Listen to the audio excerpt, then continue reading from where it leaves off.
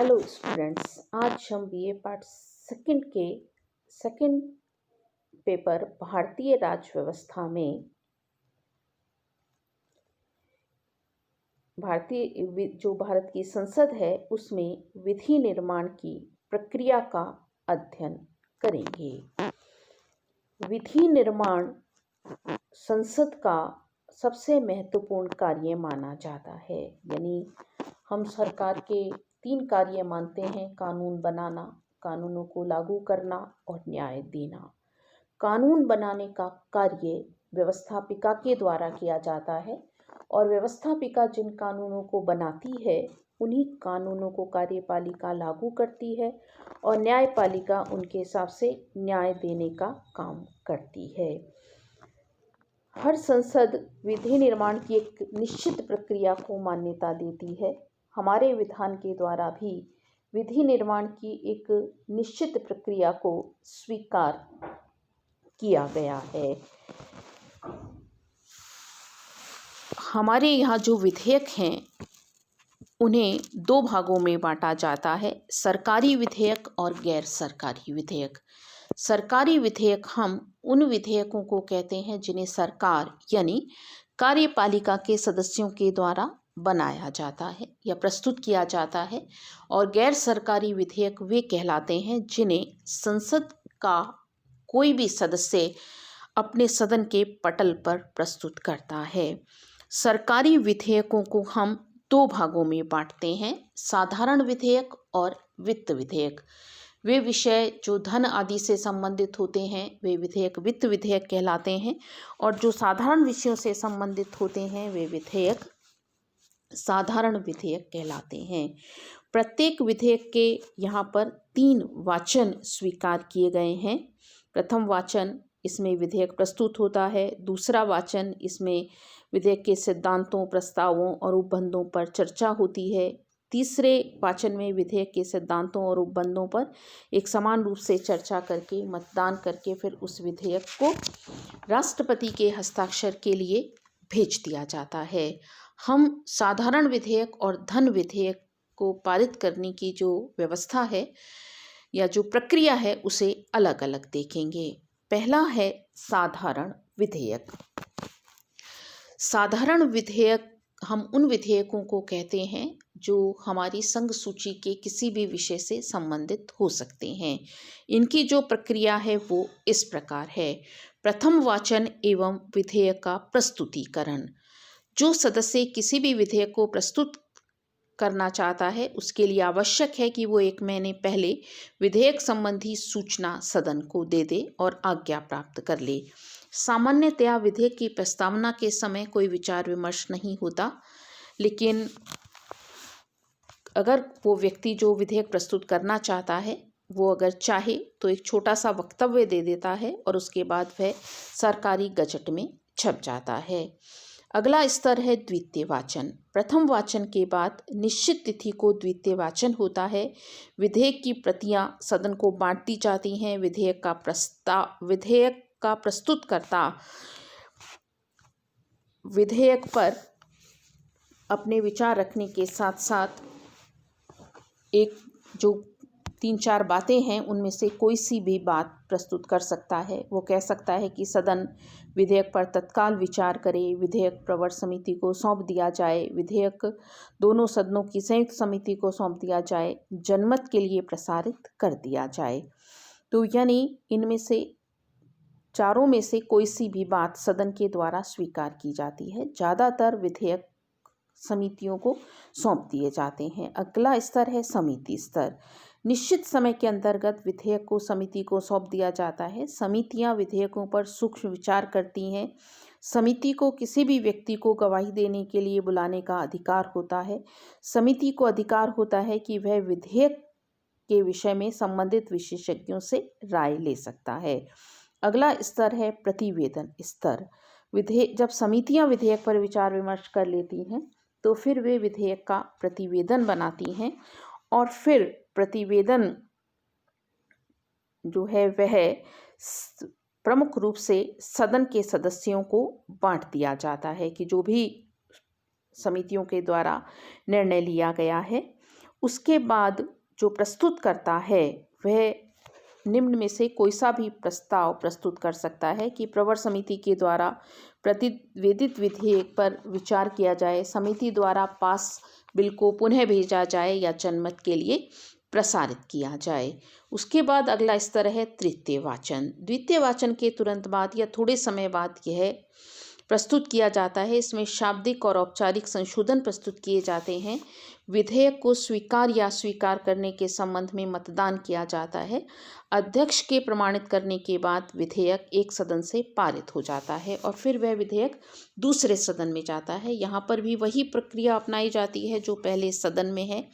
अगर दूसरा सदन उसे स्वीकार कर लेता है तो फिर राष्ट्रपति के पास जाता है, और अगर दूसरा सदन स्वीकार नहीं करता है तो फिर दोनों की संयुक्त बैठक बुलाई जाती है।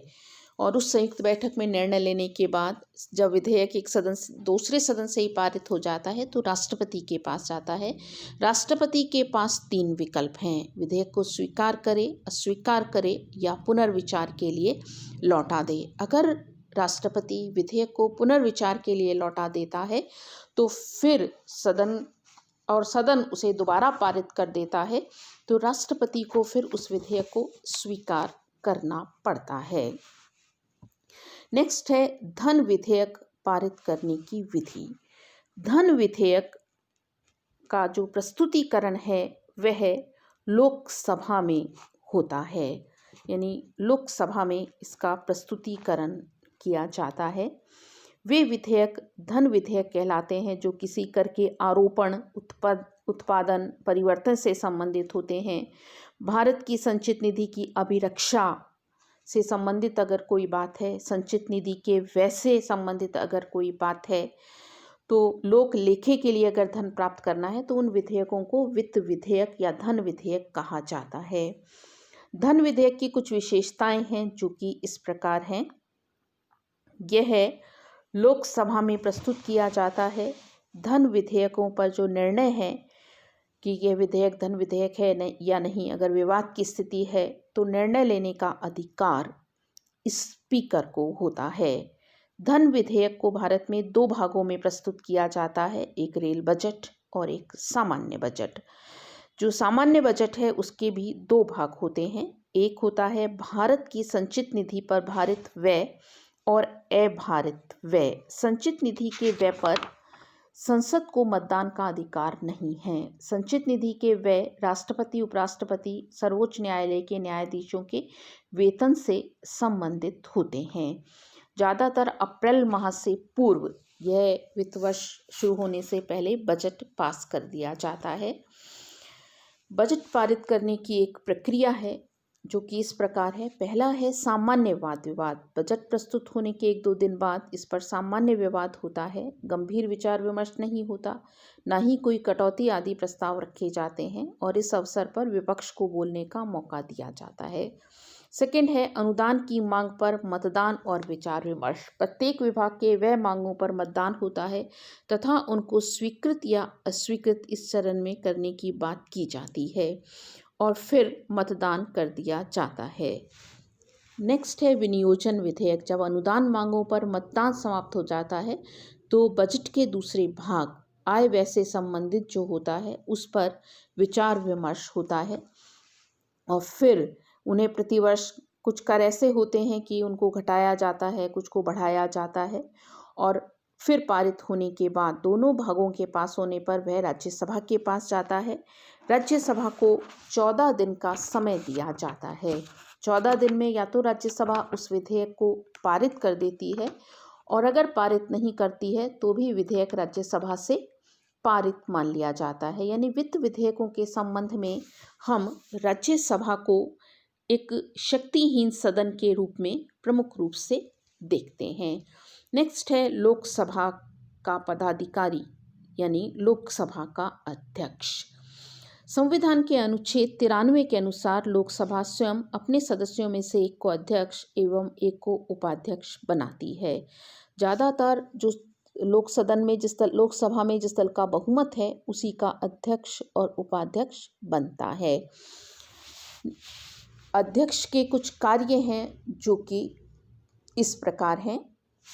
पहला है, यह सदन के नेता से, यानी जो लोकसभा का नेता है, उससे परामर्श करके सदन का कार्यक्रम निश्चित करता है, वाद विवाद का समय निश्चित करता है, राष्ट्रपति के उद्घाटन भाषण के उत्तर में दिए जाने वाले भाषणों के समय की जो अवधि है उसका निर्धारण करता है, वह प्रश्नों को स्वीकार या नियम विरुद्ध होने पर अस्वीकार कर सकता है, कार्य स्थगन प्रस्ताव उसी की अनुमति से ही प्रस्तुत किए जाते हैं, वाद विवाद स्थगन की अनुमति भी यह ही देता है।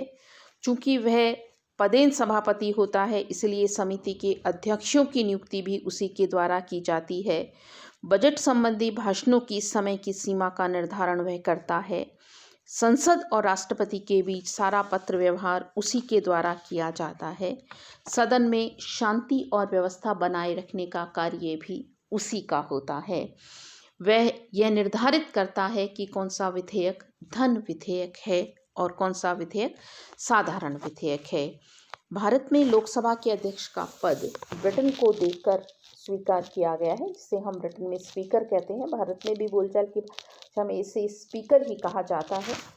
ब्रिटेन का जो स्पीकर है उसे पूरी तरह से निष्पक्ष बनाया गया है। भारत में जो स्पीकर है वो पूरी तरह से निष्पक्ष नहीं है, लेकिन फिर भी निष्पक्षता के संबंध में कुछ कदम उठाने की व्यवस्था की गई है। जिससे पहला है, स्पीकर का वेतन और भत्ते संचित निधि से दिए जाते हैं।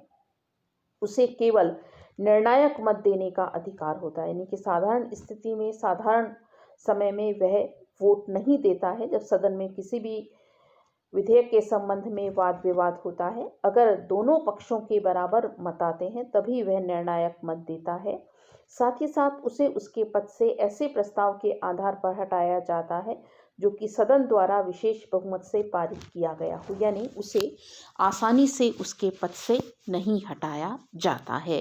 यानी कि एक विशेष प्रक्रिया के माध्यम से ही, एक विशेष बहुमत के माध्यम से ही उसे उसके पद से हटाया जाता है। इस तरह से भारत में एक सुदृढ़ और एक व्यवस्थित संसद को या व्यवस्थित व्यवस्थापिका को मान्यता दी गई है। धन्यवाद।